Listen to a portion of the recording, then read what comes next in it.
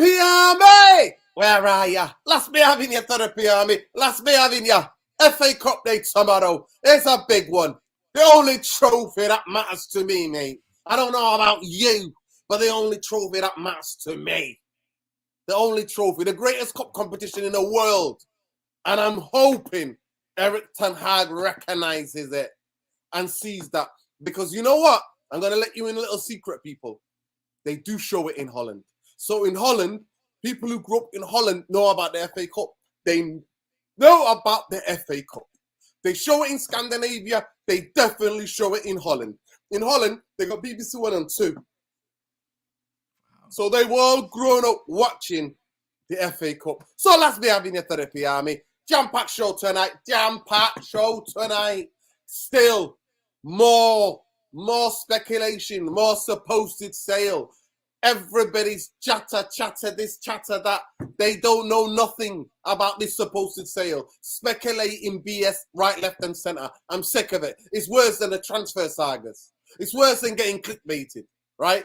Because it's playing with our emotions here. Then we're going to have to talk about no striker in sight. Where is this? Chipper-Moting? Chipper-Moting? Give me Giroud. Give me Abubakar. Give me any of those guys. Don't give me Chipper-Moting, lad. Don't give me Chipper-Moting. I'll take Felix, even though I don't want Felix. I don't want Depay. I don't want Thuram. But give me those guys, then Chipper-bloody-Moting. No disrespect to the brother, but he ain't no horrific goal scorer. Can he hold up the ball? I don't know. He played in Stoke anyway. And then we asked the question, do you want Harry Kane in the summer? I put a tweet out. There this morning, and it ruffled a couple of feathers. Some are calling me deluded. How dare I disrespect Kane? Others are saying we get it. But we got a jam-packed show for you tonight, so smash our like in the video. Soon as you come in, CM's back on the channel, mate. People have been asking for CM, trust me. In the comments, people have been like, where has he gone? But we're like, listen, he's taking time. He's chilling. He's doing his own content. And we've been telling people about your own content as well. But talk to me, CM. Because last time we spoke, it was in the summer, right? So let's get the question out there. How are you feeling about Man United? You know, at this moment of time, I think there's a lot of positivity around, but also I'm aware at the same time, because I know with Manchester United, you can have your highs and the lows are almost a part of it. So at the moment of time, of course, you know, good form in the Premier League. We're getting results, and we're going into the cup competitions, which I think are, once again, this season really important. When you look at the FA Cup, you look at the Carabao Cup, and we're still in the Europa League as well, even though that's going to be a tough task against Barcelona. We've got to be able to use who we have available to us. It's going to be a difficult season ahead, but at the moment, I'm feeling all right. I'm looking forward to watching Manchester United games, which is a good thing in comparison to maybe last season or even a few months ago. So it's much better now, but I'm also looking ahead, and I'm seeing Manchester City. I'm seeing those tough games, and I know that if something goes wrong, then you can't just like have a massive crash. Otherwise, you're going in a vicious cycle as a fan, where it's like you know, you almost can't take it anymore, and you kind of want to be level-headed right now when it comes to United. Facts. There we go. Always level-headed. Way beyond his years. I'm telling you, Therapy Army. So make sure you go and check out, subscribe to him, CM22ENT, all his social media people. Make sure you subscribe to him. Instagram, he's on the streaming service. What's it called again? I always forget. Twitch. He's on Twitch, gaming there. He's on YouTube. Brilliant, the twins. Go and check out the twins. Twins must have been happy lately. But anyway, breaking news, innit? We've done this show in conjunction with the embargo section of the press conference. And today was actually the first time since before the World Cup, Erik ten Hag has had journalists putting questions to him at Old Trafford in the press suite. So there we go. We didn't get it in the first part of the press conference, so straight away we got it. There we go. We got it straight away. So big up Logan. Ten Hag asked about Sancho. He said he's not fit enough. No, I said physical, but physical can also be a connection with mental, 100%. But I think he's now He's now making a good progress with the physical part, and that will help him. I hope he can return quickly, but I can't say the duration. And there is a fantastic man management, I think, not to put too much pressure, not to let us and the media know. Obviously, he's got his own things, that his own timetable for him to progress, and he will evaluate it as Jaden goes along. But there's no rush here. Big up Sinking Over. Big up Sinking Over. Niall Tasun says, fucking Chelsea. Well, he can't really swear, mate, but effing Chelsea, good for nothing. Hey, listen, I actually thought they played all right. So I've watched both, basically, in preparation for the previews for the City game, for the derby, and for the Arsenal. I did something that I don't really usually do. If the game's on, I watch it, but I specifically watched both games. I watched the game against Newcastle, Arsenal against Newcastle. When I came back from the game, I watched it back. See, today or yesterday, I watched it back full 90. And then tonight, I've sat myself there and I've watched the whole 90 minutes, Chelsea versus Man City. And I'm telling you, if we've got everybody, there isn't too much not to be scared about. And I'm saying that right now. I'm saying it right now. It isn't something to be feared, because I don't feel like they're both flying out of the traps at the moment. I mean, the big difference, as it was, is that Arsenal didn't bring any attacking substitutions on to change the game on their behalf when they had Newcastle pinned back in that last 20 minutes.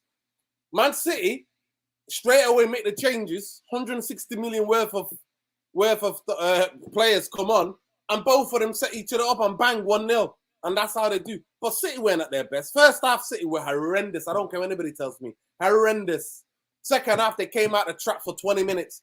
After that, it was an even game, and Chelsea could have equalised on another night, but it was not meant to be.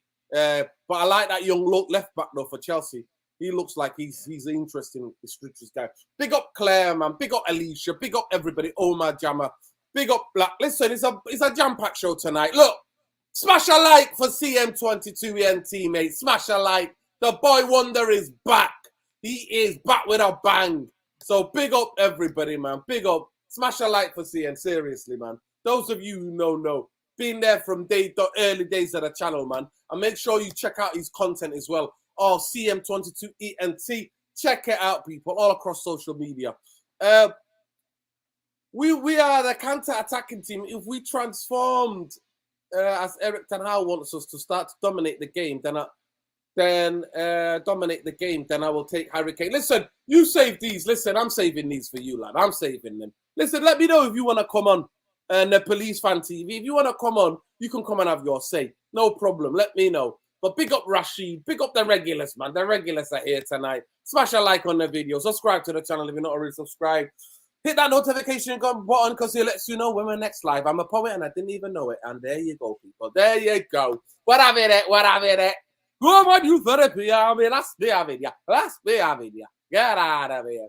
Anyway, Ten Hag talks about the FA Cup. The FA Cup is always special. The FA Cup, even more high standards than the Netherlands. I like the cup there as well. It's not so many games. You can achieve a lot. There you go. Now you're talking my language. This is my favorite. When I look back in the last 10 years, Man United won 3 trophies. To me, the most valuable is still the FA Cup. Will always be the FA Cup. FA Cup is here for me. League Cup, that Europa League, and not asked me. I'm not asked about. That's just me personally. That's not you. Everybody's different. Those 2 are the trophies. I didn't go out. What I judge trophies on, did I go out for food? Did I try to go out and shake a leg or 2 in town afterwards? Did I go and celebrate those trophies? Because majority of Man United trophies, like the league titles, the Champions League, I go and celebrate. Every league title I celebrate. I think I got 1 league or 2 leagues I was like, we won it already. We were way ahead. But other than that, every one of the ones I celebrated. So for me, the FA Cup, that's how I judge it. I judge it how I feel when I watch a Europa League game, when I watch a League Cup game. Am I getting nervous? No. FA Cup, though, I get hella nervous. And I'll be nervous as heck tomorrow. And tomorrow, it is a banana skin, by the way. It's an absolutely banana skin. You see what they did at the MTR. You see what Everton, everybody thought Everton are going to get smashed by 4. They got smashed by 4 by who did they get smashed by? Brighton. It was Brighton. And then they went to Man City and got a 1-1 draw. So at the end of the day, it's what they do. No, they got beaten before that, and then they went. Yeah. Am I right? They So got beat they by lost to Brighton. Wolves. They lost Yeah, to Wolves, and they lost to then Wolves, and yeah, then they and went then to it Man was City, 1-1. and then now they got smashed, and now that they're coming back, so they're a bit of a yo-yo. He's just about keeping his drum. Frankie Lampard, the lad from the East End. You know what I mean? We all know he got connections to the media, and we know he gets the protection in it. You know what I mean? Him and Steven Gerrard, part of the protection English players in it. The fact that they're a bit white helps them as well. We know that, don't we? We know that, innit? If Frank Lampard was a black manager now, even let's just say he was Paul Ince or Andy Cole, let's just say that was managing, you know the pressure will be like, oh, get him out of there, get him out. He doesn't know what he's doing. But when you're Frank Lampard and your uncle is pally with everybody in the media, you know what I mean? Doing a bit of dodge and weave, you know what I mean? Doll boy trotter, you know what I mean? When Harry's pulling the strings behind the scenes for you, you know that you're not going to be attacked, are you? You know what I mean? They think we're stupid, Yeah. CM. You know what I mean? They think we're stupid. We see what was going on. Steven Gerrard, no black manager would have got the same amount of time at Villa as Steven Gerrard got. And Frank Lampard, what he's doing now, they would have sacked him in the end of last season. He kept them up, they would have been, pleasure, see you later. That's what they would have done. But hey, what do I know, What do I know, But that's me having you, people. Ten Hag talking about the FA Cup. To me, I'm excited about the FA Cup, but tomorrow is a huge game. It's a banana skin. And I'm going to start with UCM. Everton have shown that they're going to be absolute. I mean, their fans walked out. Their fans left the stadium way before. Their fans threw stuff on in the stadium. The Evertonians, I know Evertonians. I know plenty of Evertonians. I know plenty of Evertonians who basically are like, nah, that's not good enough. So the thing that they'll be expecting tomorrow, regardless what happened, regardless of the result, that Everton represent Everton Football Club and those players fight. So Frank Lampard really doesn't even have to do a team talk tomorrow. He doesn't even have to do team talk. Do you know what I mean? Because they got whacked for 7 minutes, 3 goals they conceded. So it is a huge banana skin. The big thing for me is that we're at home, is at Old Trafford. But I'm really hoping he picks a strong team. I'm really hoping that he stays by these words. And I'll be watching tomorrow, Eric Ten Hag, because trust me and you are going to fall out. I'm going to be upset. If Man United get knocked out tomorrow, I'm going to be devastated. Because to me, this is a trophy Man United should go for. This is a trophy that Man United should go for. But go ahead, CM. Big up everybody, by the way. Smash a like on the video. Subscribe to the channel if you're not already subscribed, man. Let's go, people. Let's go. Go ahead, CM. Definitely. I think, tomorrow, for me, I have an approach to every game where it's like the next game is the most important game of the season. Because for me, I think the players, the manager, and everybody should be thinking like that, because in the end of the day, there is no bigger game than the one that you're faced with in the current moment of time. For Manchester United, like you said, the FA Cup, whether it's the FA Cup, the League Cup, the Europa League, you have to look at those external competitions. I know a lot of people are getting excited about where we are in the league at this moment of time, but a lot of things can change. Whereas in cup competitions, one-off games most of the time, unless it's certain competitions where it's over 2 legs and you have an opportunity to do things that you don't usually or can't usually do in the Premier League. So it's going to be an interesting game for sure tomorrow, because Everton, they're in really bad form in all competitions.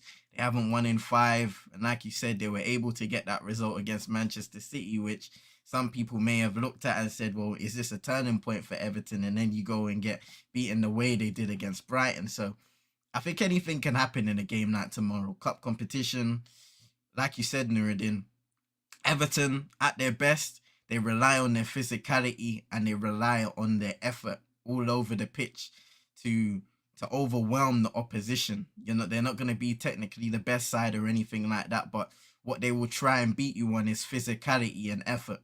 And that's something that we've got to be aware of at Old Trafford at home, because in the past, we have seen teams come to Old Trafford and play without fear. Now, in recent times, you can see that there is a certain level of fear factor coming back to the theatre of dreams, because we're playing well and we're starting to establish the style of play that is a bit more consistent and is adding a level of continuity within the squad. But we still have to be wary of anybody that comes up against us, because, like you said, FA Cup competition is a one-off game. You have to give all of your effort or you're out of it until next year.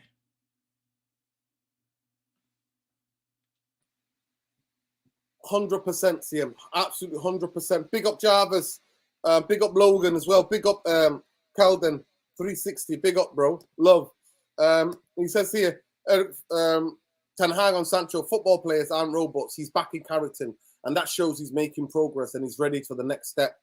Man UFC would like to have Jordan back as soon as possible, but some process you can't force. And this is one of them. That's what we just said before. Here comes Save Me Assy. He went missing for a while. He went missing with Newcastle. Absolutely. Did one. You know, Joe Linton should have scored, mate. Joe Linton should have scored, mate. Should have absolutely scored. Talk about Prince Harry supports Arsenal. Joe Linton should have scored. You should have lost that game 1-0, mate. Remember that. Remember who you are, mate. The downfall has begun. You're going to get smashed by Spurs on Sunday. And then, here we go. The downfall begins. And once the downfall begins, say me, I say, ain't no stopping Arsenal. They're on the way down. Ooh, ain't no stopping Arsenal. They're on the way down. There we go. You got a bit of song for you there, but big up, say me, I say. It says, Prince Harry supports Arsenal and is giving proceeds from the Netflix documentary to fund the January window. Say me, I say, you're having it. You're having an absolute crackers tonight. I don't know what you're smoking tonight, but there's some laughing gas in there, innit? That's what it is. But big up to Say Me Assy. It is what it is. That's what they say. Listen, for me, tomorrow, I expect a tough game. And I think tomorrow, we need to get the goals in first 20 minutes. I think the first half an hour, 20 minutes. Man United have got to come out of chock blocks. I think I will start a strong team and then take the players off and then rest them for the derby. No, to me, I would play a much changed team against. So the team that played the other night, similar team with Maguire, Lindelof at the back, to play that against Charlton on a Tuesday. So I would start strong tomorrow, then play the weakened team against Charlton. They're in League Two. They're in League Two, mate. Right? Do that and then rest the big boys for that Saturday. 12:30 kickoff, Manchester City derby. That's what I would do. That's what I would do. Me, myself, and I. So that's what I would do. But I've been watching since the United Central early days, Kuwait yogurt days. If you know, you know. Yes. Go on, Alicia. Get in there. Saying in the house. There we go. Saying in the house. Saying's getting it. City are so open to counter attack, Pat. The midfield over to get them running their own goal and then panic. Yeah, 100%. Listen, smash a like, people. There's 50 of you in here. I know it's a late one, but smash a like on the video. Tom, if you're there, if I can see Tom, can I see Tom? Alien Tenno. We'll slap Everton tomorrow, eh? It's a cup game, mate, Alien Tenno. Alien Tenno, I didn't see you at the game, bro. Are you all right? Hopefully everything's good. Hope you ain't got that horrible flu bugs and all that. But I didn't see you the other night. From Liverpool Club, Dr. Jim Maxson's now working with Manchester United. I don't like that. I don't like Scousers working at Man United, mate. I don't. Considering Liverpool's injury record, I'm not having that. I'm not having that. Norridon, you missed the super chat. Where is the super chat? Oh, from Alien Tenor. There you go. Harry's Netflix series made 1999 so far. The banter is there. Big up Alien Tenno. Hope you're good, bro. Hope you're good. Hope all of you are keeping warm in this madness in this country.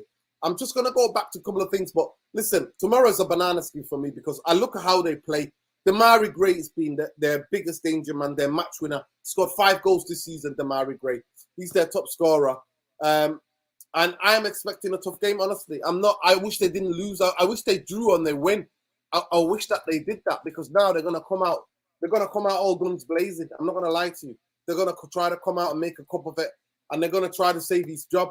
Because if United hammered him, then I think it's... I'm not going to lie to you. I think it's all downhill for him, honestly. He's on the chop. He's absolutely on the chop. If they get Man United smash them tomorrow, I think he's on the chop. So it'd be very interesting to see. 100%, Lansdale Junior. Yeah, big up Junior. If you know, you know, innit? Yeah, Samiasi comes back with a super chat. Pick up Samiasi. Arsenal have been the only team to dominate Newcastle. So, relatively speaking, Arsenal did the best any team has done against Newcastle. Hey, hey, hey, hey, hey, hey. Taking a little bit of a victory from the jaws of defeat, are we? Is that what we're doing now, Zane, eh? And a little bit of victory, eh? A little bit of morale booster, eh? Is that what you're telling the players? Why didn't he make the changes? He should have brought on that Vieira guy and the other Brazilian. They might have done something for you. Because what happened to Saka, the greatest winger in the world? He got marked out of the game, mate, other than the first 7 minutes, mate. They were like, nah, the door is locked, mate. Come again next time. But say me, Ashley, come on, you got to be disappointed at that. And if your owners, this cronky lot, I know that you're not cronky out anymore. I know that. I noticed that. All you gunners, innit? All you double two-face. Whether you see that's different between my club and your club, Zane. My club, whether we're winning 3 league titles back to back, we're winning the Champions League. What we do is we still protest trophy or no trophy. The height of the green and gold is when Man United are winning trophy after trophy after trophy. With your lot, you go top of the league, and it's Cronky who? Cronky's a good lad. Cronky's son is here. He's a top lad. That's what it is. But for me, it is quite damning of their ownership. Honestly, on a serious one, it is quite damning of their ownership. If they don't give Arteta the money he needs to get 2 or 3 players to push on for this league title, CM, am I right or wrong in here? Arsenal have not been in this position for 20 years. 20 years. CM, what do you think to that, CM? 100% correct. You know, they've had a good season up to this point, but you know, I know a lot of Arsenal fans who are speaking about their lack of depth, which can come to hurt them in the second half of the season, with the World Cup just being done and players already going through the amount of years that they've had with the fixture congestion at an all-time high. I mean, you have to add to the ranks and add quality pieces to the ranks so that you can have that quality rotation in the competitions that they're still in. Otherwise, I mean, you know, you've got to go all in the league. And in the end of the day, if you don't, then you're going to be looking back with regret, because like what we've seen in many years, Liverpool, they had a good few years competing for the title. They won one, and now they're struggling because all of their players have aged and they haven't been able to recruit and plug those players into the position so that they can keep the train rolling. Nothing's guaranteed in football nowadays. Exactly. And for me, I'm saying to you, like, to me, the Cronkies have got an opportunity to turn a tide, to back this manager. He's a fantastic coach, Arteta. To be fair, I've always said that. But as Lilas says, the birthday boy Lilas, it was his birthday the other day. Big up Lilas. I hope the celebrations weren't a bit too, you know what I mean, didn't go a bit too over the top. I hope you're sober. Big up Lilas. Lilas is saying here, you will see soon Arteta out. Big up Alien Teller. Let me just star that and I'll come back to that quote. But there he comes. What's the point of protesting? They're not going anywhere too. Too many people protest nowadays. Best crack on in life is too. Say the acid. The thing what I have to try to teach some people like you is that without protest, without absolute protest, and literally people putting their lives on the line, many of the rights, many of the privileges that you and majority of us enjoy in terms of working conditions and the way life is and health and safety laws and that would not be where they are, mate. So it shows you have absolutely no idea when it comes to protest do work. Protest move people. Protest do work, my friend. Protest, as I said, power concedes nothing without demand. And protesting is the only demand majority people have. So on this one there, I think you need to take a couple of more topes of that shisha pipe or whatever else is in there and go back to the drawing board. All you're talking like a BBC pundit to me right now. That's what you're talking like. Protest don't work, don't do anything. Listen, the Glazer will be gone. Why? Because Man United are protesting. If they sell, it will be because of a sustained 17-year protest against these vultures. So I'm just letting you know, your team has not been in this position for 20 years. 20 years, mate. There's 20-year-olds walking around who've never seen Arsenal win the trophy. Remember that, eh? Remember that. I'm talking about not small trophies, not the FA Cups. I'm talking about the big ears, man. The big ears. And Champions League, they're having a laugh. They're having a laugh. Champions League, Arsenal, they're having a laugh. Shout out Chelsea. They got good banter. The pride of London. Where you got Chelsea? I remember when these have cars packed behind their goal, and they're the pride of London. What did I post your club to shame, saying me? I'll post them to shame. There you go. There you go, mate. Big up, Super Nick. Please remember to like up, like at the comment, share, subscribe, mate. That's how we do. That's how we do. He's back. He's back again. But big up to everybody. Big up, Nora. My man, really appreciate the content. Listen, it's the way it is, innit? We've got to do it. We've got to do it bit by bit. But honestly, see him. We'll go back to the tactics in terms of how they play, how Everton play. Demarai Gray, they play, and they play the three in midfield. It's usually, if I'm not mistaken, Amiobi, Onana, and Idrissa Gueye. That's the midfield they play. They've got what's the kid called? Is it called Andy Gray as well? Is his name Gray? I think it's the youngster that was supposed to go to Chelsea. I forgot his name. But they've got him and Gray and Gray on either side. So they've got the two wingers on either side. And Calvin Lewin came back. Obviously, came back from an injury. I don't think they'll be where they are. They'll be where they are if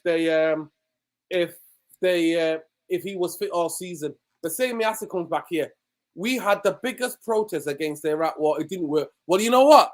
You think that protest inspired protests from all other countries.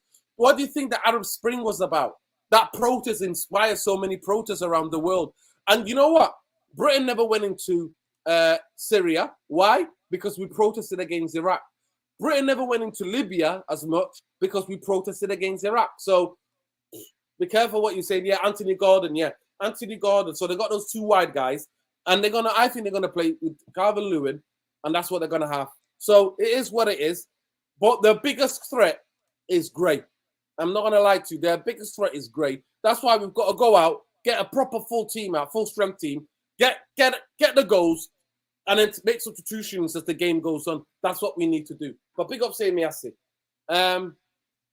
Yeah, big up Mohammed says, yeah, Anthony Gordon, big up. I just want to go Everton. There we go. Aaron. Everton has a very dynamic and athletic midfield. Quick wingers. We have to be on top of the game to beat them. I expect us to score in the first 20 minutes. We definitely need to score in the first 20 minutes because in cup games, if you don't score, the more confident the team will get and the more buoyant it can. And like CM said in the beginning of this, he explained it. That's what they're going to do. But CM, how do you reckon? I mean, to be fair, Aaron Pandy, they don't really create when you give them the ball. But on the counter, they're really good on the counter. Go ahead, CM. Yeah, I agree with that. You know, in the midfield, very physical players, and they can compete with us, any team in the Premier League, if they're on their game. When I look back to when we won against them earlier in the season, they gave us a few problems there, but we were able to beat them on the counter-attack on that day, scoring our goals and just having the quality. But, you know, I expect the same kind of game again in the FA Cup, where if we do give them the opportunities and we're not good on the ball, which I think the last couple of the games is safe to say in possession, we haven't been the greatest. We have been a little sloppy in terms of giving away the ball. We need to be better in that regard because you keep on giving counter-attacking opportunities to teams. I look back in our last game against Bournemouth, you give away the ball, and in the second half, it was really open. And another team, you put away some of the chances or you create chances. You can't do that in a game like this where it's one-off and one goal can change everything. It can swing momentum altogether and give it to Everton. So, yeah, in that regards, we're going to have to put out a side that will compete with their physicality. And we've got to expect the best from them and not look at their current form and say, well, this should be an easy game. Because you can look at the stats and their record at the moment and think, well, on paper, this should be easy. But like what we've said multiple times, no game is easy, especially when it's in a one-off cup setting. Mm-hmm. Yeah. Big up Alien Tenor. Alien Tenor says, Everton's next.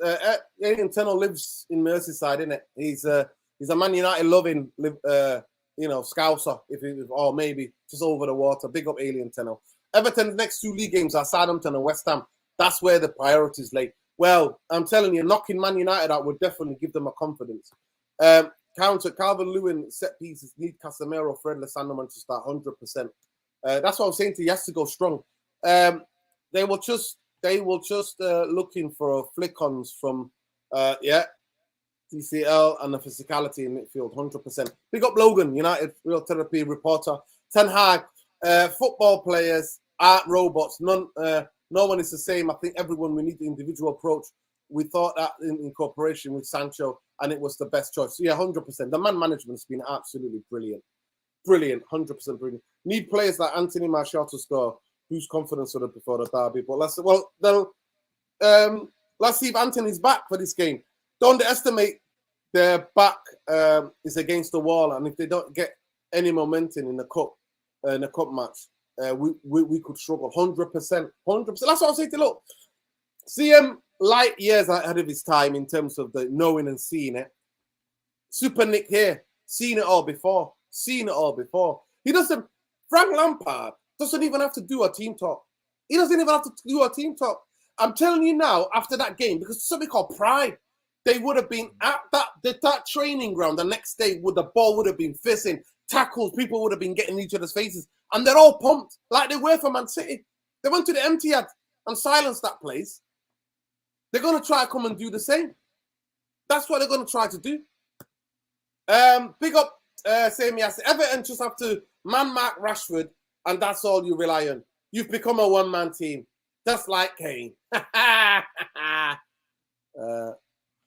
What happened to your one team the other night? What happened to your team the other night, Zayn, eh? The Geordies didn't even have to try to lock you out, mate. You got bullied. You got absolutely bullied everywhere. You got bullied. Well, I'll answer it simple. Nuruddin, a Europa League final or FA for me, FA Cup final all day. FA Cup, because I got a chance of going in there, right?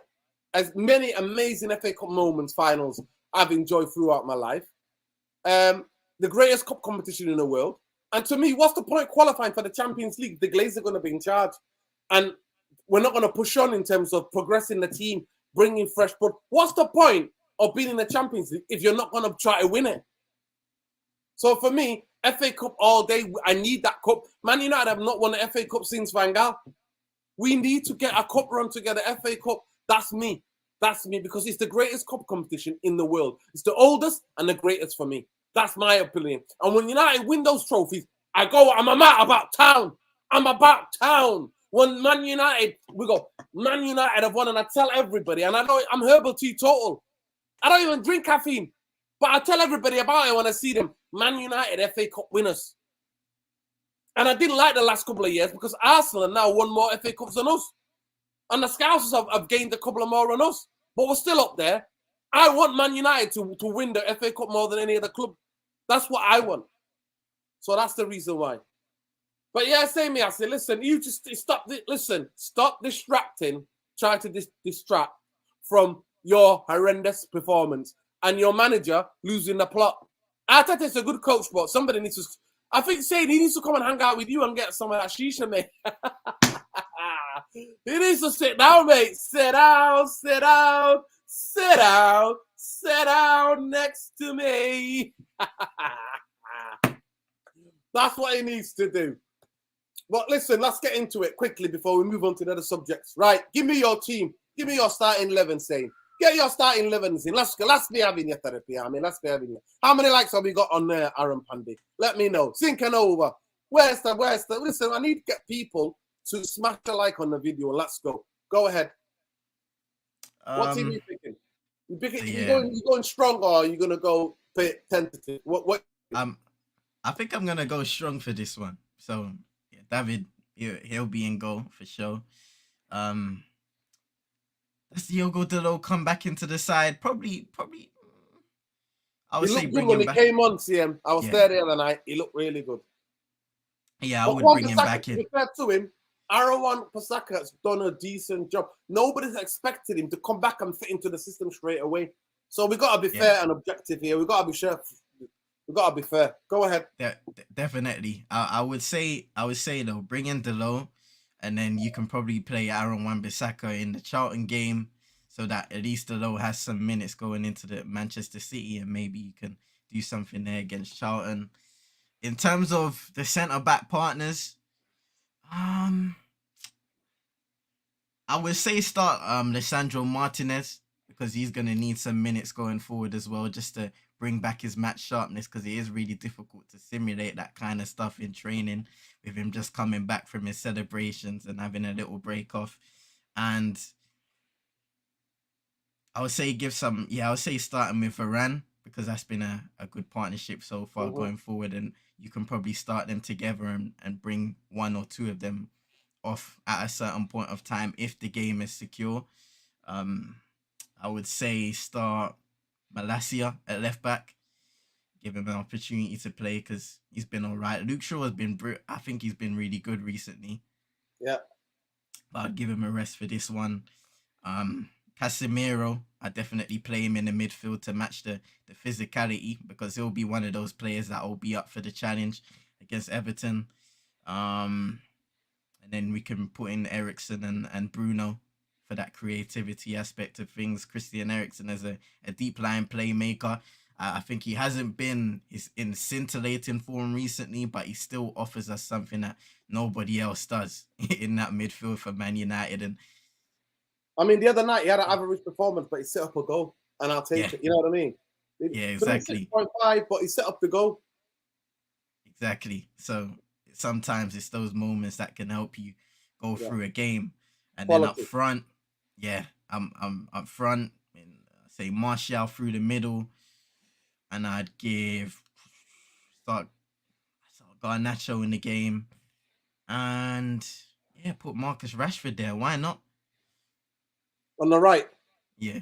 Yeah. Well, that's a very strong team. The only difference that for me, I will start Luke Shaw, bring on Malacia, take off Casemiro, bring on McTominay. All this after we get one or two goals up. That's what I would do, me personally. But I would start. My team would be David De Gea. It would be Diego Dalot. It would be Varane, Lisandro Martinez, Luke Shaw, midfield, Casemiro. I will play Fred tomorrow. I won't play Eriksen. Casemiro for Bruno, but Bruno more in a deeper hole. I start on the left-hand side. I will definitely start Garnacho, and then on the right, Rashford, and then up top, Martial. That's what I would do. But anyway, Arsenal have won most FA Cups and still invisibles. COIG. Listen, can I just say this to you? Like, trophies is what matters. Invisible, when you've drawn so many games, doesn't matter. It does not matter. But big up Aaron Pundy. Aaron Pundy's got his team here. The guy Aaron Bissaka, Varane, Leach, Shaw, Casemiro, Fred, Bruno, Garnacho, Rashford, Anthony. That's what he's going for. I see that. I see what people are going for that. Chuckle Brothers will play tomorrow, says Alien Tenor. Mohammed has gone for De Gea, Dalot, Malacia, Martinez, Maguire, Fred, Ilanga, McTominay, Martial, Bruno, Garnacho. Okay, so that's different. So not everybody's gone too strong. Saying is I love Ty, by the way. Ty is Ty. I love Ty. Nothing but love for Ty, man. Always got time for that brother. Manu FC, the highest average home attendance is 72,000 in the world in 2022. Wow, there we go. Transfer market, eh? Beef Bully's gone for De Gea, Aaron Bissaka, Varane, Martinez, Maguire, Shaw. You playing three? Playing three, okay. Oh, win back. Anthony, Fred, Bruno, Garnacho, Rafa Martial. What team is that? So let me get this. So you're playing you're playing three at the back, yeah? And two win backs, Shaw and Aaron Bissaka. Then you're playing Anthony, Fred, Bruno. Who's Bruno in midfield? Oh, Bruno and Fred. Yeah. And then 4 attackers. That's a bit too attacking, but hey, it's your opinion. It's your opinion. See, we could hurt them. We showed last time we could hurt them in the wide areas. Both goals. The first goal, I was at the game, Everton versus United. I was in the Director, I was in the posh seats at Everton away. Hold tight, Alex, for the hookup. And we caught them. We won the ball back in. First of all, they scored a fantastic goal with Amiobi, and it was like in the first couple of minutes he bent it into the top corner. It was shocked us, but we got composed. We started to play our football. We won the ball or not, even though they got physical midfield. We won the ball or not in midfield, and then we won the ball. Martial quickly finds Anthony 1-1. Second half, again, similar thing. Casemiro loses the ball. He wins it back. One pass straight away where McTominay and Fred are all dilly-dallying with the ball. Casemiro, bam, left foot out of his feet into Ronaldo's feet. That's Ronaldo's last actually goal for United. Last league goal for United. And down, he punches it in, left foot, bang, and the rest is history. So tomorrow, I expect they're going to try to come for us because they need the confidence. Alien Tunnel's talking about them playing Southampton and West Ham, but that's the league fun. But what more confidence could they take into going into those two games? We need to score in the first 20 minutes. I said it against Palace. Sorry, I said it against Nottingham Forest. I said it against Bournemouth. And I'm telling you, if we are lackluster, like the way we were, Bournemouth didn't have a sustained pressure for a long, long time throughout that game. What they did, though, they attacked us, especially down the right-hand side. Ten Hag fixed it, midway through the second half, he fixed that to try to stop that. But the game made, in a minute and a half, he made 3 saves. And he made 2 world-class saves, in my opinion. So we have to score first. It's a must. And then I think we can make the changes. What do you think, Siam? Yeah, I agree. Just to calm everybody down, it's always good to get an early goal.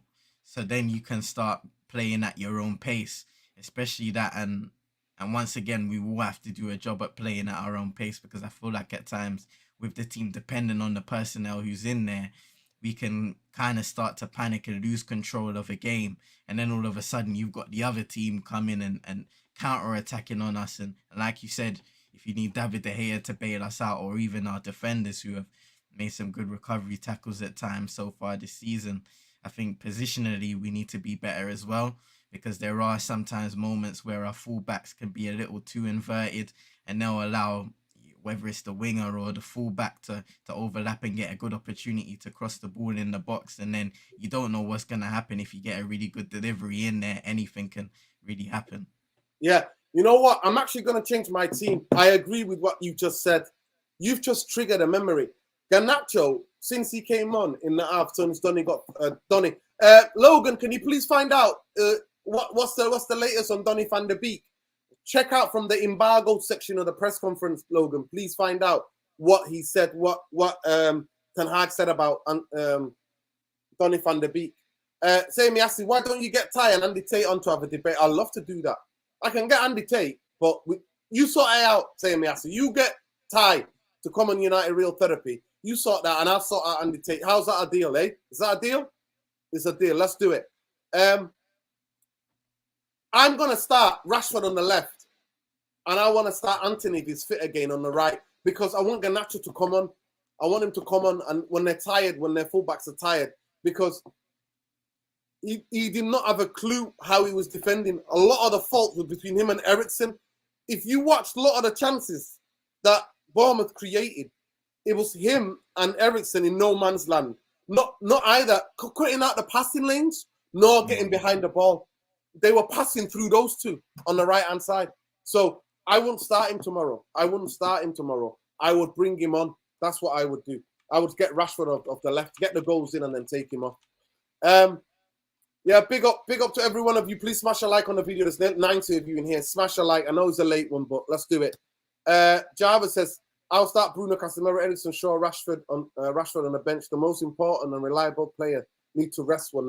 Listen, we can rest them for the game. We're playing League 2 in the League Cup, mate. I'm sorry. I disagree with you guys. I disagree. I want us to rest a lot of people for the Charlton game. I want that League 2 Charlton game on the Tuesday. Logan, many of us completely excited. Drop Portland confirmed. Official club announcement expected on Friday. 6-month loan with an option in permanent transfer.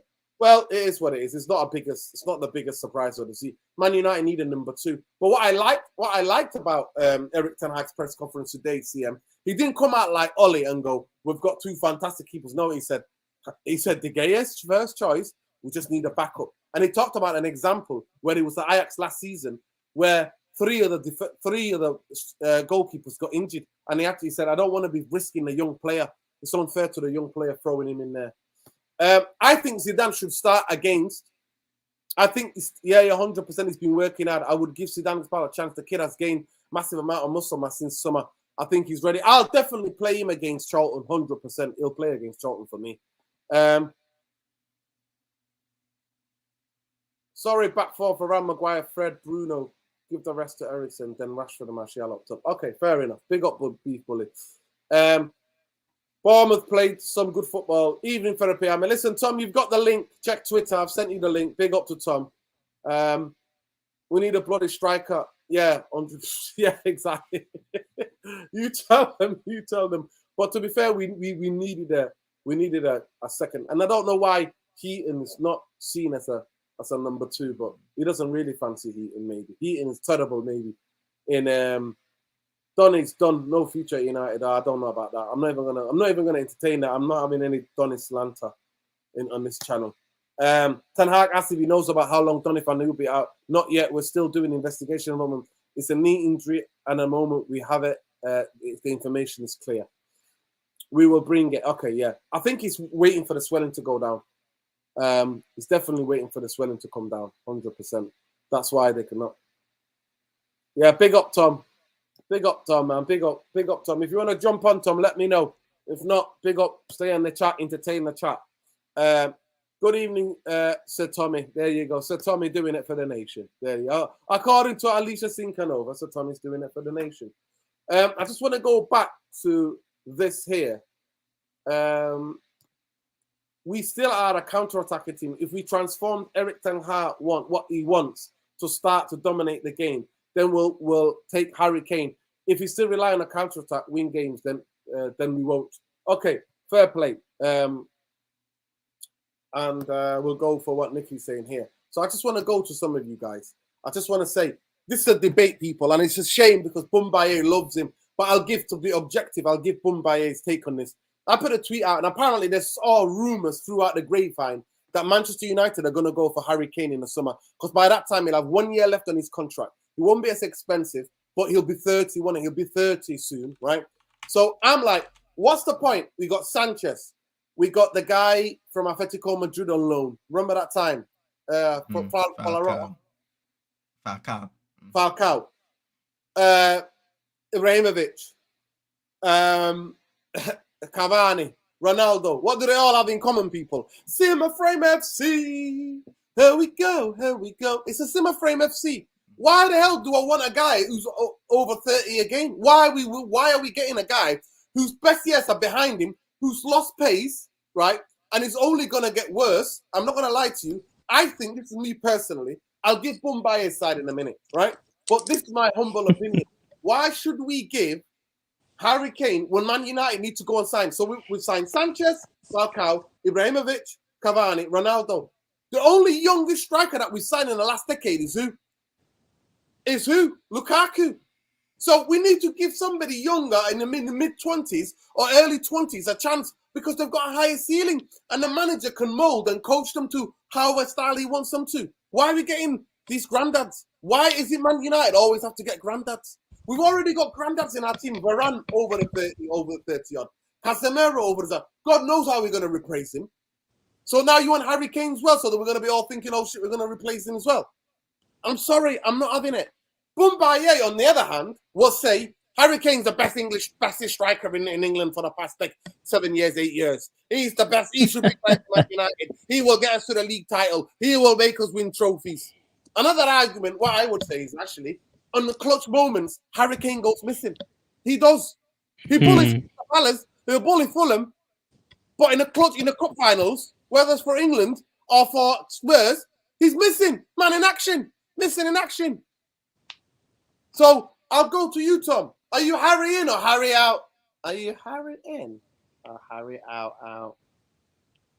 I mean, he's not even in at the moment, is he? In the summer, He's not in. He's not out. He's nowhere. Harry Kane at the moment for me. Yeah. Nah, listen, with Harry Kane, I'll just touch on it anyway. I think he had his chance for a big move to a big football club away from Spurs with Man City, and he didn't push for it enough. And at the end of the day, City, if they have the finances, they have 150 million pounds, which was quoted in that summer window. They had it for him, but they went for Jack Grealish instead. And at that moment in time, they obviously thought that they could have gotten a better striker in the long term, which they did in the end with Erling Haaland and Julian Alvarez, two brilliant young strikers that they can take for the future. Whereas Harry Kane was for their there and now. He wasn't going to be the future 5-6 years of Man City like Haaland and Alvarez probably will be. He's a 2 to 3 year man and then done. He'll probably be washed up on the scrap heap somewhere. So at the end of the day, I think his chances of a big move are over. I don't think Eric Ten Hag would like that profile of striker coming into the club anyway. And I certainly don't think it's a player that Eric Ten Hag will monitor at any level, if I'm being honest, because his profile of striker is mobile, quick, somebody who can play with the back to goal. Harry Kane can play with his back to goal. Listen, Harry Kane can do He that. can do that, yes, but he hasn't got the legs anymore, and he's not, and age isn't on his side. Yeah, for Spurs, Tom, he plays in midfield. Quickly, let us know in the comments what you think. Harry Kane, yes. Harry Kane, no. Let me know in the comments. CM, we're gonna move on to quickly to the supposed sale of Man United rumors, BS rumors. But there's an exclusive on this. Oh, Tom's got. I've got an exclusive, my guys. Brilliant, Tom. That's why we have you on the channel. Go ahead, CM. Harry Kane, where do you see it? Do you think Man United should go for Harry Kane? I personally think you'll get in the way of Bruno. Because he's that deep anyway. But go ahead. I don't think so. Yeah, and for every reason what Tom just said in terms of the profile of the striker and also his fitness over the years, even when he was in his prime, he was never the most fittest player. Of course, you can argue that he will guarantee you goals in the Premier League, a certain amount of goals in the Premier League, but at the same time, nothing is guaranteed. You know, what I've come to find out in the last few years of watching sports in general is things can change in an instant. So a distance of, the summer break, all of a sudden a player could be completely different and they may never be the same. So like what Nuruddin, like what Tom said, you would want Manchester United to go in and try and scout for a player that you can mold into the ilk of a player that Eric Ten Hag is looking for. And going back to the injuries, you've got to think of the frustration that we've had with Anthony Martial, for example, a guy that we've looked even into this season and maybe hope that if he can stay fit, he can contribute for Manchester United. And at the beginning of the season alone, he had multiple injuries that kept him out and kept him from getting that rhythm, which we're seeing now. He walked down the tunnel the other night, CM. Walked down the tunnel. We don't even know. I've not heard Eric Ten Hag's full interview. Is Martial going to be fit tomorrow if he's fit to play tomorrow? But go ahead. Yeah, but definitely Harry Kane is a no from me. And it's not because of the player he is. We know he can score goals, he can get goals, but there's so much more that goes around the signing of a player and what they can offer to you going forwards and not just at the current moment. Yeah, 100%. I just want to get this quickly. A couple of super chats from saying, who's worse, Cucurella or the fridge? Well, if you listen to Irfan, did you see the pass of the season yesterday? Maguire passed it out on the corner under no pressure. Yeah, I did see that. So I think Cucurella got cooked a bit tonight, but to be fair, he's a young player and he's got higher ceiling to get better. He can improve. So AK says no Kane. Come on, Man United. Come on, Man United will beat Everton tomorrow and Lampard will get sacked. Simmer frame again. Laurent Blanc too. There you go. Lukaku 22. Lukaku was slow at 22. Gotta go strong tomorrow. Rashid says, yeah, big up Yakub. Varane 28. Oh, it's Varane 28. Okay, I thought he was wrong side of 30. Big up Windy. If Everton players want Lampard to continue, they will play to save his job. If Everton lose, Lampard might be fired, and there you go. I think that's where it gets. He goes missing like everything but the girl. No trophies, Kane, he says there, NK. We will not take Kane. in a free out. Yeah, there you go.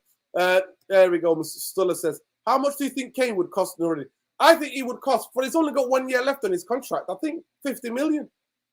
Well, he can't ask for 100 million because he's got 1 year left in his contract. So it'll be mad 40 to 50 million. But you know, with that English tax as well. But for me, I just don't want an older striker. I'll take Harry Kane if Man United go and buy someone like Osimhen, who's a young player, or buy another young striker like Benjamin Sesko. If we get Benjamin Sesko and Harry Kane, I'll take that because you know what I mean. There is a bit there. We'll have a bit more firepower. Not really said about Casemiro, but you know the engine in our midfield. Sometimes football results don't belong to the future. No, I understand that 100%. 100%, and that's a fair point. No, you said that it's about Casemiro, but now the engine of our midfield. No, 100%. Casemiro is playing out of his skin at the moment, but I stand corrected. At times, you've got centre halves coming and dropping a shoulder and running past Casemiro. His legs are gone. I'm not going to lie to you. And Harry Kane, that's what I see. His legs are gone as well. Now, in positioning and scoring goals and moments, yes, he can still finish because those instincts don't leave you. But he ain't going to be, for a season out, for us to be challenging or to be competing for doing that. But anyway, carry on, man. Carry on or debate. Kane is expensive compared to his age. Not the right move for United. There you go. So a lot of people are talking. But yeah, it is what it is. Manchester United are eyeing a possible move for Monaco France centre-back. Excelled, that's Mail Sport. Don't worry, it's BS. Don't worry. Yeah. I think that person needs to be named. They were looking at Badiashile. They were monitoring him, but Chelsea have snapped him up now anyway from Monaco. Yeah. Kane is short-term signing. I need to look at the stats, but it's been said that he's regressed. There you go. Always super intelligent chat. Big up Windy, big up Super Nick, big up everybody, man. No to Kane. Harry Kane, 100%. Yeah. Kane, no, never. 30-year-old football anymore. Okay, 30-year-old's not old in football anymore. Fair play, especially if the player knows how to be professional. No, 100%. Mr. Stella, yeah, 100%. I agree with that. That's a different side of that argument. Tom, I'll just get the super chat and then you can give us the exclusive. Sammy Assa says, why is it so some of the foreign players speak better English than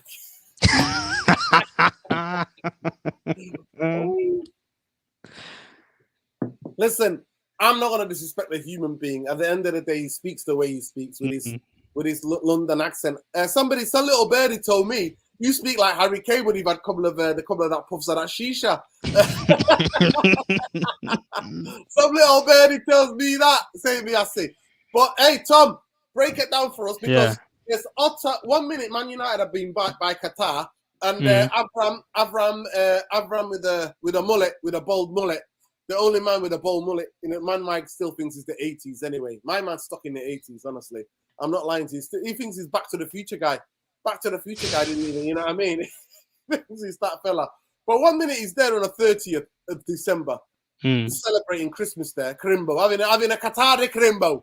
Next minute, we're saying David Beckham's involved. Next minute, we get, we're not sponsored by the Saudis anymore. Next minute, it's all about Dubai and Beckham. So is Beckham Qatar? Is he Dubai?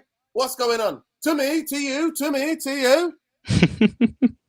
Well, David Beckham, as far as I'm aware anyway, would be a part of a Qatari consortium. A lot of his contacts that he made through the World Cup and the promotion that he was being one of the ambassadors for the World Cup would say he's going to be more based towards Qatar than any other Middle Eastern ownership. But a lot of noise came out apparently about some investors out of New York who are looking at investing in a sporting project. It's a communications firm that are based out of New York, but they've got consultancy firms all over Europe, Germany, France, Spain, Italy, Switzerland. They've got loads of financial businesses, and I think they've got about a net worth of over about 50 billion as an organization who are interested in breaking into the sporting market. And what a bigger way to do it than buying the biggest football club in the world in Manchester United.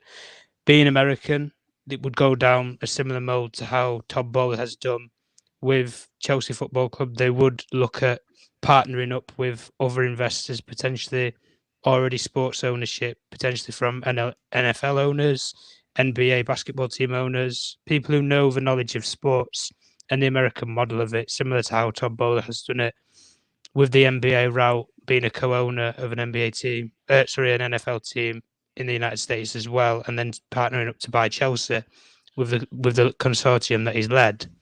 However, there's a lot of interest regarding the Middle East. A lot of people know of Avram Glazer, has been to the Middle East multiple times in the last couple of weeks for the World Cup, but also out of the World Cup period. He has spoken to investors and business associates in Qatar. From Qatar itself, he's spoken to Saudi backers, Egyptian, Bahrain. He's spoken to a lot of different Middle Eastern money men, so to speak, and a lot of noise is circulating. A lot of people have got this persona that it's Dubai or nothing with the Middle East. But all I'm going to say is it's not even going to have to be based off of a state. A lot of wealthy businessmen are putting money together, and you have a £10 million businessman from Saudi. You could have a £10 million businessman from Riyadh, from Doha, who have businesses or contacts together. They have organisations that work in association with each other, who could add up to have billions of pounds to buy Manchester United out as a consortium. But even if you have someone like an ex-player involved with the David Beckham thing, it would only be a 5 to 10% share that David Beckham would have of Manchester United. That would be based on the fact of he would be one of the mainstream owners that would back a bid in the same way that Amanda Staveley did for the Saudis when Newcastle bought 80% of Manchester United, leased 10% to her, Amanda Staveley, and her husband as well, being that they own 20% of the football club, with the majority share going to the Saudi family, which are funding and backing it. So in many cases, I would say America is on the major hit list. A lot of investors are looking at buying into the sporting market, but also Middle East, not just states, but I would say businessmen are circulating with a lot of money that can blow a lot of American investors if they want to put bids in out of the water. So all I will say is, if there is concrete businessmen in the Middle East, which it looks like there is with the amount of meetings that Avram Glazer has had, and he's been to Qatar and the Middle East more times than he has been to America in his own country, that would be where I'm saying that the deal is going or is heading. And he's following where the money is in the world at the moment, which is in the Middle East. So at the end of the day, there is no confirmed bidder, but a lot of noise has come out around America, and a lot of businessmen are looking at Manchester United, particularly from the Middle East, and looking at making a bid a part of a consortium and involving somebody like a David Beckham or a future club legend, potentially from the class of 92, somebody who has some sort of allegiance to the football club, to back their bid and make it more of a compatible source for it to go to a familiar face at Old Trafford, rather than go to somebody nobody's ever known of before. Let me get this right. The paper that you were talking about, is this these what they call Dowu Group, who recently became official online financial training partner? No. It's okay. What I said about with New York was communications firm. Okay. They have got branches all around Europe, which value up to a region of £50 billion.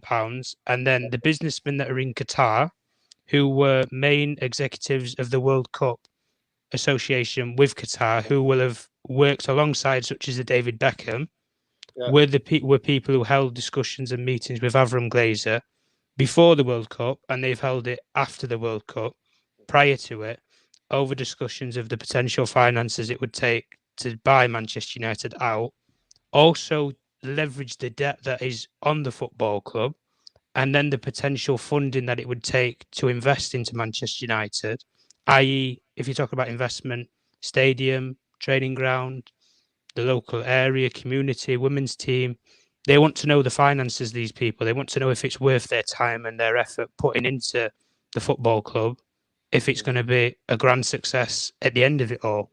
Because they're planners from the Middle East. They're not stupid. They look 10, 15 years, not 4 or 5 months, like some American owners might do, like Todd Bowley's looked at his thought, come in, roll the checkbook out, and we'll get the ball rolling at Chelsea. It doesn't work like that. Not in England anymore, not in modern day football. Yeah. So that's what I'm saying anyway. Yeah, I've just had somebody message me and say, they've just messaged me and said Investment Corporation of Dubai are apparently leading the way for the takeover of Manchester United. But like I said, I called it BS speculations. It's too many speculations, but nothing solid. But every majority of people, the speculations out there, is saying that it's going to be a quick sale, and I don't think it's going to be. But it's all on the mill. It's all there's no quick sale. Quick sale. Yeah, big up Martial. Yeah, I understand why I have to bring him back slowly, back to 90 minutes. Back in 90 minutes. So yeah, we understand that. That's what he's been doing. He's taking Martial off because he got injured last time. Listen, the internet is dodgy. I promise you. I'm gonna intro the show with that. I'm gonna have to get the clip downloaded and intro the show for you, Logan. I promise you, I will do that. In the post-Bournemouth game, Ten Hag Martial got hit in the face with a ball, and it should be fine. I don't think it was with a ball. I think it was with an elbow, because when he went up for the header, he got sandwiched by two defenders. Levy will ask for at least 75 mil. Nah, mate. No, I'm aiming for 75 mil. So let me know, guys. Please, those of you watch this podcast later, please let us know who do you want. But CM, after hearing what Tom said, who do you think is most likely? Because at the moment, what we've got, from what I've been told is that they're called the Do Group, official online financial trading platform, partner of Manchester United. So we've got this Do Group, DOO Group, who are becoming, and they're also the financial training partner operating in a center in Dubai as well. So there are a lot of Dubai links. Obviously, Visit Saudi was going to be our main sponsorship, and then that got scrapped. And there are something saying that we're going to be bought up by either Qatari or a Dubai lot, and we can't have them advertising Saudi Arabian tourism board. You know what I mean? So it's going to be very interesting to see what that happens. But what do you think? And how much have you been keeping above it? Or have you just been like, what will happen will happen, we need to chill? Yeah, I've been more so towards the second bit, because there's so much news going out, with the weeks going by regarding this person coming out, that person coming out. I've just been kind of watching it from a distance and saying, in terms of who comes to take over Manchester United, you just want them to have more care and to put in more within the club than the Glazers have in the past. How many years? You just want an owner that will come in and try to care about not just the club, but everything going on around the club, trying to bring teams at every level back to a gold standard, which has been lost for many, many years now at Manchester United. But it's always interesting to read and catch up, and even what the update that Tom was able to give us. It's interesting to see who's interested in and around the club, because there's a lot of work to be done at Manchester United from what I've kind of read and watched in certain videos when it comes to the conditions of not just Old Trafford, but we're not speaking about the men's team. We've got the women's team, the academy teams, training grounds and stuff like that. So it's a massive investment. And I think, am I right in saying, Tom, that because Manchester United, in regards to facilities and many other things compared to modern day football, are so behind, are those the kind of things that are pushing back or furthering the process of a Manchester United sale? Hold it right there. Let me just read you this. Somebody just sent me this, right? Let me just read you this, if I'm not mistaken. Where was it? So it was basically about how broke Man United are, literally. We have absolutely no money. So no investment, just keeping the wheels turning while the sale goes through. Without this money, we'll be bankrupt in less than 12 weeks from the last result date in November. So basically that's all that is. So Man United are going to be bankrupted because we own £1 billion in debt. We're £1 billion in debt, 307 million of transfers we still have to pay for players that we bought. And then I think 670 something million in debt still. So it just shows you. But I put it politely when I said. But by the way, and the other night, the stadium's leaking again. It's leaking. We are the English equivalent of Barcelona, and if it gets any worse, the Glazer family are going to be looking at potentially having to sell naming rights of the stadium. This is just to keep the club afloat, because the amount of debt that's here, and these people have the finances at hand to put money in to save this club or keep it going, but they are choosing not to. And that just sums it up anyway. But what was your question anyway, CM? What were you asking about? Yeah, I was asking if I was right to say that the reason why the sale would take a little longer than I think maybe people anticipate is due to the fact that there's so much things to sort out in and around the club. It's more to do with the legalities than it will be to do with who it's going to be. It's not so much about if it's Middle East money coming in, because it's already here. Once it's here, it won't ever go away at the end of the day. If it's Americans, it's the same thing. But more to do with the fact of nowadays, compared to when the Glazer family bought the club, there is so much more legalities that go with it. The Chelsea bid, for example, is the easiest thing to say. They have clauses in place where it's a 10-year clause conduction order that they have in place where they cannot take any money out of that football club for 10 years, any part of the consortium. They can't take any money out. They had to personally put up £2 billion straight away out of the bank to invest in the stadium in the next 3 to 5 years. They also have to invest in their youth team and their women's team setups within 5 to 10 years of their plan. This was even before anything was even said to say you're going to be the owner. This is how long the Rain Group conducted that sale of Chelsea, even though it was that quick and it had to go that quick because of the sanctions that were on Roman Abramovich. They still did their due diligence and they still got the right sort of laws and legalities in place to sell the football club.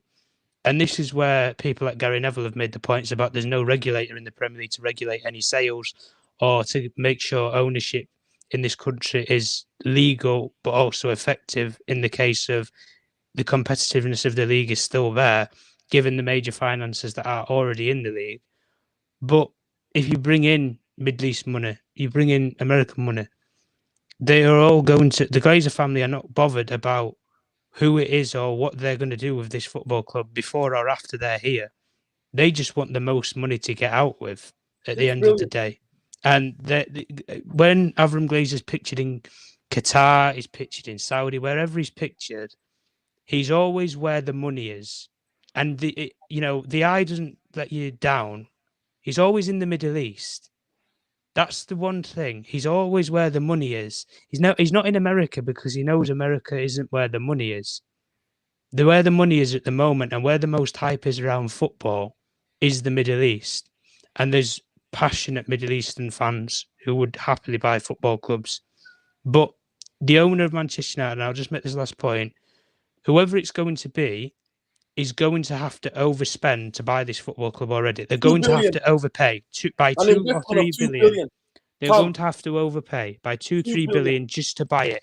And there's not that many people in the United Kingdom. Sir Jim Ratcliffe will not overpay. He already said that. And I think that probably puts a nail in that coffin unless he can get some major backing from other investors to go in with a consortium with him. America, a lot of those investors that I've just said about will look at it and think, is it worth over investing £2-3 billion in? Is there going to be money left for us at the end of it when we've made all these investments, like CM's just said? Is there going to be money to be made after it? Probably not. Whereas you look at businessmen from Qatar, you look at potentially a state fund. They're more of the case of, we'll plan for 10, 15 years. That's fine. No, money's no problem. We've got the liquid cash just at hand like that. So it's a case of wherever it goes, Middle East, America, Australia, wherever it goes, whoever's going to buy this football club is going to have to overpay to even get the keys anyway. And there's very few people that will ever overpay in business because they're smart. And that's why mainly a majority of the summary and the majority of the sort of prospective owners are from the Middle East. You're hearing Dubai, you're hearing a name. All you're hearing in America, like I said, I've come on here and said is, all I'm hearing is New York investors. I haven't got a name to say. I've dug deep to try and get a name out of New York. I've dug deep to try and get a name just out of America. And I can't get one. There's not a name that sticks. You have the investment fund of Dubai. That's a name. It's not a person. It's a group. it's a fund. That's many people. That's over 1,000 people who own that fund and have money shared into that group. So I could sit here and list 1,000 people if people wanted to, but we'd all be in bed by bloody midnight in about 10 minutes if I did all Exactly, that. exactly, Tom. And we don't want to do that. Listen, I want to quickly go into this. That some of the fan base in it. I think I have to call it quickly before we end the show. No, obviously, no striker in sight. At the end of the day, Man United need a striker. Choupo-Moting we talked about earlier on. I'd rather have Abubakar for me. I'd rather have Depay or Felix than Choupo-Moting. That's just me personally. But a lot of the fan base think we're in a title race. I think people need to stop getting giddy. Even if we win those 2 games against City and Arsenal, we're not in a title race. You have to be in and around to have consistency, to be there. 2 games to go. Can you win the league? 3 games to go. Can you win a league title? That to me is a title race. So we're not going to know till the end of the season. So people and fan base need to stop getting giddy. They need to stop getting giddy, honestly. We're doing all right. We're doing well. We saw it the other night. De Gea bailing us out again. We saw De Gea bailing us out again. I was going between De Gea and Luke Shaw. Luke Shaw started a move, set up a goal that became a goal. Bruno could have gone for it, but tapped it to, and he scored a fantastic goal. So I went with the majority of the people here. But David De Gea has been brilliant. Why do you think people get so giddy, CM? Why do people get so giddy thinking that Man United in the title race? We're not. We've lost 4 games in the Premier League already this season. I don't think we're in a title race, me personally. We're not in a title race. I think it's a natural reaction to sometimes when you almost forget about the past and then you think about what Manchester United's form has been, and then naturally when you watch football you look at the media and they'll say, well, Manchester United are in this great run at Old Trafford in all competitions, winning games, they're scoring goals, they're keeping clean sheets, and then all of a sudden your mind sometimes is programmed to start thinking positively, and all of a sudden you think things are changing, which they are to a certain extent, but we still have to remember that a lot of these guys that are here now, they were underperforming in previous regimes, and a lot of fans were saying get rid of them. But right now we're in a process where Erik ten Hag doesn't even have a full squad that he can say is his, but he's still being able to get something out of players. We were speaking about Aaron Wan-Bissaka earlier. If you can get something out of Lindelof and Maguire, that's even better for us for this season alone, because in the end of the day, we're going to need depth with all of the competitions that we're in. So it's about being level-headed, because if you get too high in a moment like this, say if we go to that Manchester City game and something doesn't work out and you crash all the way down low, then that level of toxicity starts to build up, and then everybody's going negative again on social media, on Twitter and all of these social media platforms. So you have to be balanced in this scenario, because you can't go in that vicious cycle of being high one day and then low another day just because of a result or because of what you've heard in the news.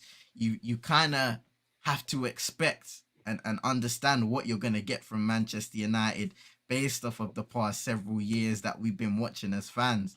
There've been many lows and there've been a few highs here and there, but those highs haven't been sustainable. They haven't been consistent. And that's, for me, the main theme of Manchester United at this moment of time. When will we start to see consistency at a high level, not a level of mediocrity? And I think you've hit the nail on the head. I'm being distracted a little bit. Scholes is on that.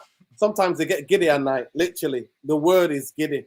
Scholes gets giddy and tries to wrestle my leg and stuff like that. So I'm just trying to get him off me. That's why you can hear the bit of the rumble, bit of a wrestle with Scholes out here. Cedar was sleeping over there. But I'll say this, CM, 100% you've hit the nail right on the spot. Everything you've just said, I totally 100% agree with. But people do get a bit giddy. Like I said, he bought in, we got basically one for 13 million, 15 million from last year. One on a free, and he spent money. The Glazer spent money on 3 players, which was we overspent by 77 million. We would have a striker and a right back right now. If Man United were run by properly, like a football club, Man United now would have signed 7 players. We would have a right back in the summer and a striker. And even when Ronaldo stayed or not, we would not be sweating now. We'd be thinking, you know what, we've got to go for some trophies this season. But that's how we are, people. That's where we are. And at the end of the day, I'm not getting giddy, and I just want to let everybody know and calm people down and think we're not in a bloody title race. Stop getting giddy. We're not. We're not here to sustain it. Tonight, you see Man City. They take off Foden. They take off Bernardo Silva. They bring on Grealish and what's his name?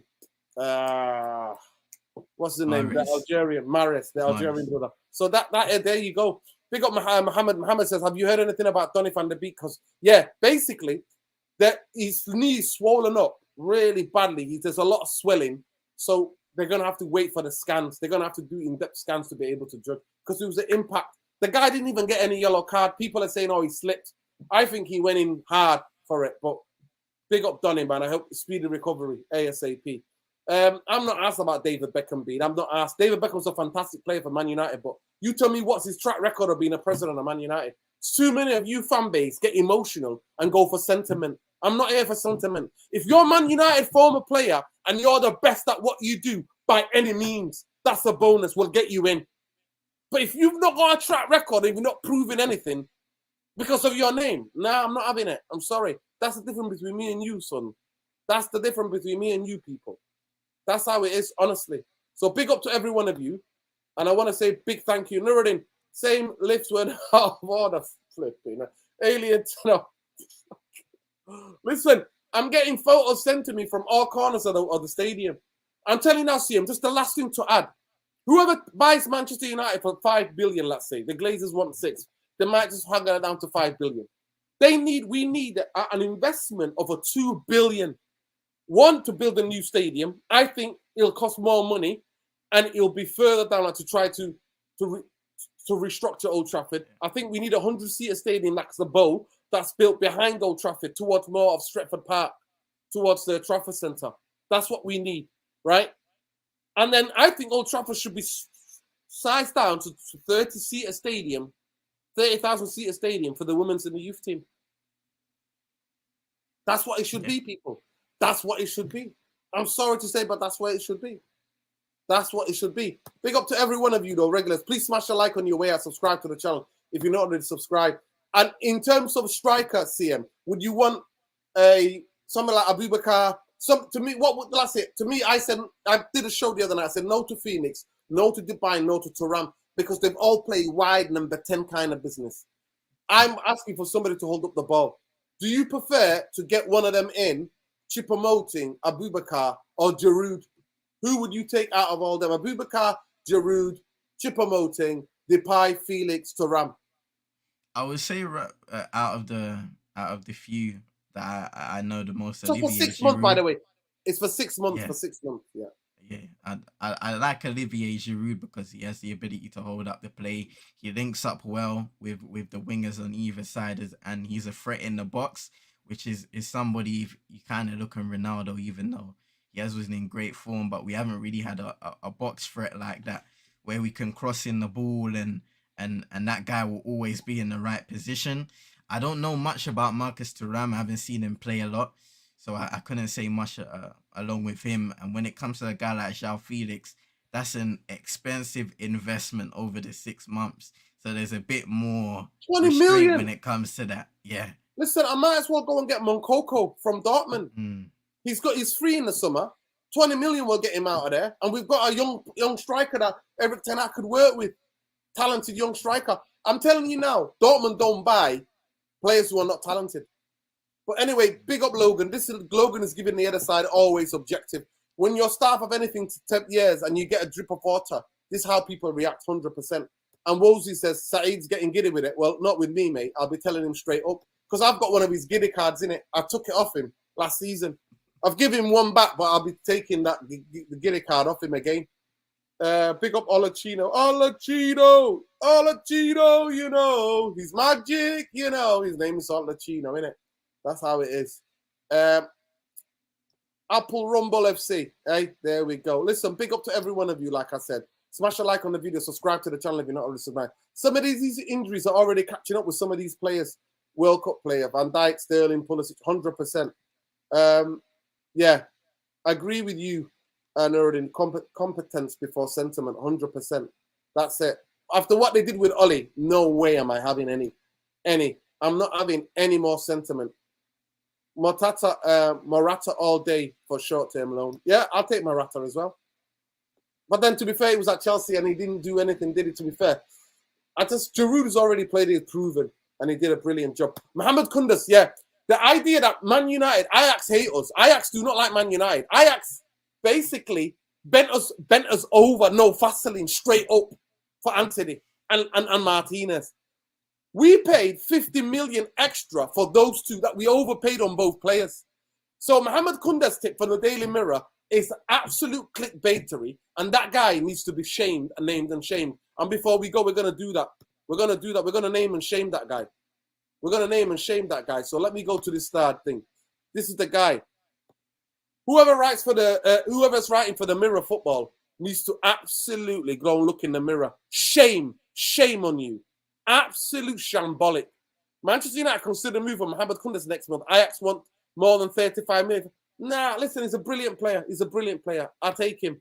But, yeah, to loan him back, yeah, maybe settle the money now and loan him back, yeah, I'll do that. But they're not, he's their best player. They've just sacked, what's his name? Blind, and they're backing the manager, and you want to take away their best player? No chance. It's absolutely, honestly, the clickbaiters have struck again. And whoever wrote that article needs to get a slap in the face. Honestly, we will then bend us over for fun. Exactly, we will. Big up, Vincent said you need name and shame jingle. 100% name. We need to sort that out, Vincent. You think about it. You and Alicia Singh can overthink about it. But yeah, I think Ajax will bend us over exactly 100%. Big up Eric Ten Hag's bench Kundus whilst fit. Eric Ten Hag took the piss out with him. Well, that's not a good start, is it? Well, that's just utter crap, innit? Don't believe the crap anyway. Big up Kadim says, just want to throw a praise to Ten Hag. He's made me believe. I know if the players on the pitch have only got there because it's deserved. I can't slap Samuel. Can I slap Samuel Racist Lockhurst? That's his name. We always have to reference it, Racist Lockhurst, because he called mixed race and black players exotic. Black and mixed race people are not food. They're not plants. So get that out of his head. But big up everybody. Listen, please smash a like on the video, subscribe. And by the way, please get in the comments, people. Get in the comments. Those of you who are watching, get in the comments. Let us know Kane, yes, Kane, no in the summer. Kane, yes, Kane, no in the summer. And let me know why. But for balance, he's been one of the best strikers in the Premier League for the past 7-8 years. But I think he hasn't got the clutch moments. And we've never seen that. And he's a bit Spursy. That's just me. But he has been brilliant. So people, listen, before we go, please just smash a like for CM. CM22ANT, not been on here for a couple of months. Couple of months of haters. Took time off, but hopefully he'll be back. I know he's a busy man with everything work and juggling freelance work and everything else. And we wish him well with all of these endeavors. This guy he's 20 years old and he's got the football brain of a 70-year-old sometimes, honestly. Just amount of knowledge, amount of consideration. He don't just waffle like me or the rest of us on here. He's every word is considered and everything he can back up. So it is what it is. But please make sure you give him a follow in every platform. It'll cost you absolutely nothing. Go and subscribe. He does the Twin Show on YouTube for Man United content. He's doing streaming gaming on Twitch. He's on Instagram doing all sorts of bits as well. And keep an eye for some of his writings as well. If you ever want to share some of your writings, where are you putting up any writings anywhere, CM? Currently, not now, but I have a website where definitely down the line I'm going to start doing things. There you go. Website coming really soon so we can check out. Anytime, just on Twitter, I'll retweet anything that I do over there. There you go. There you go. So if you follow him on Twitter as well, there you go. CM22. Let's just change this here now. So that people will then see that for what it is. There you go. There it is. CM22. Make sure you follow him if you want to know what he's up to in terms of his writings and everything else. Adios, amigos. Good night. Good night, Lilas. If Kane, I like Kane, but not for United. I want him to go to a German team, yeah. But he can go to Dortmund or Bayern Munich that they need him. No to Kane, younger striker. That's how it is. But listen, guys, it's been a brilliant. Big up, CM. Like I said, it's been brilliant to see you, CM. Honestly, we miss you on the channel, brother. I know that you've been busy, so I know that you're not, avoiding or you're not being coming on the channel because you're free and doing whatever. But you've had your own projects. You've been getting on with everything, and spending quality time with family. Obviously, after the intense 3-year degree, was it 4-year or 3-year degree? Yeah, 3 years. 3-year intense degree. So we know that. But lots of love to you, and we wish you luck in all your endeavors and for the future. So big up CM22 people. Make sure you give him a follow. I'm your host, Mr. Structure. Some of you call me Dino, some of you call me Nuri, some of you call me Nuruddin, and that's how it goes sometimes. It crumbles. That apple sometimes crumbles. An apple crumble is the worst dessert. By the way, get in the comments your best dessert. Make sure you watch this thing. Give me your best dessert. Best dessert, CM. Best dessert. Ooh, that's a tough one because I have to shout out Soup in it because she made a wonderful Christmas cake over this year. Black cake, lovely. From you the can't beat Caribbean Christmas cake. You know what? Where you soak the fruits for so long and they just it's lovely. Other than that, there are other things like apple crumble. That's a large staple in the household. But yeah, between those two, the cake is edging it. I'm not gonna lie right now. Wow, there you go. There you go. For me, it's the big old cake with a little bit of jam and the custard they used to get in school. You can't beat that. School pudding, you can't beat it. My sister, who's like her sister Shazza, when she does a tiramisu, I don't like really sweet things, but she didn't make it with sugar. She made it with something else. Oh my God. Oh my God. That's what it was. I tasted that one spoon and I was like, oh my God. I started singing. She got me singing like a US R&B singer, man. I'm telling you. And when somebody's dessert gets you singing like an R&B star, you know you're into a winner. A truffle there. Jump roll it. There we go. Jump roll it, Polly. Hooray for Harry.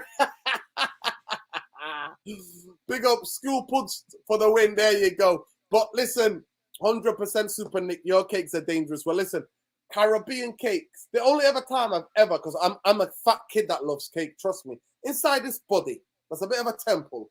There's a fat kid inside there, ready to burst out anytime he sees a cake.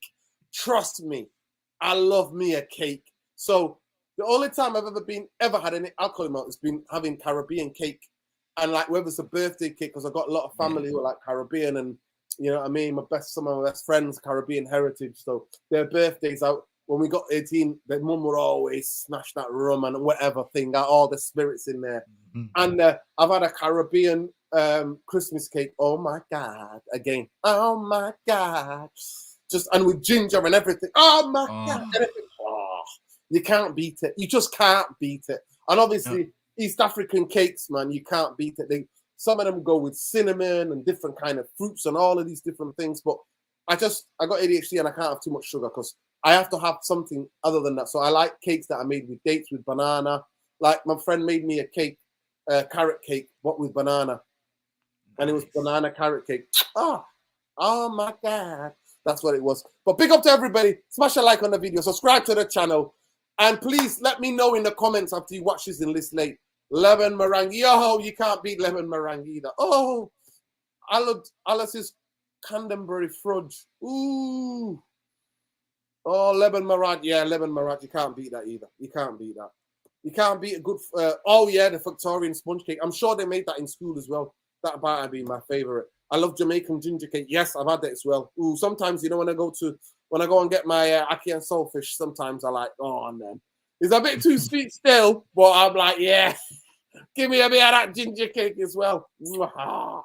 Caribbean. There's another thing as well, called bulla.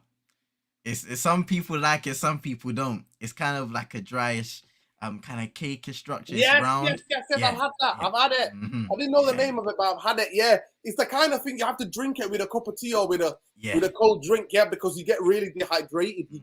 It's really, really dry. Yeah, but I like my cakes moist, man. But anyway, it's what it is. Cake talk's making me hungry. This cake talk. But anyway, smash a like on the video. Subscribe to the channel if you're not already subscribed. Like I said, please go and check out all across social media. He's a gamer. He's a gamer, and I'm telling you now, listen, CM, you need to go on Saeed's channel and bust him up in FIFA, man. Show him on there, man. You need to have a little tournament with Saeed. Show him up there, man. I'm telling you. Saeed is absolutely getting into all sorts of things on FIFA on his channel. But big up Saeed. Make sure you subscribe to Saeed TV as well. And check out the Straight Jacket podcast, which we did, which was hilarious for me. Hilarious. If you know, Logan. But yeah, CM 22 ENT across all social media, people. Love, like, Glazers out, bankers out. And we'll see you for the match reaction tomorrow. Everton versus Manchester United versus Everton, FA Cup. Come on, United. Come on. Peace, love, and light. Take care.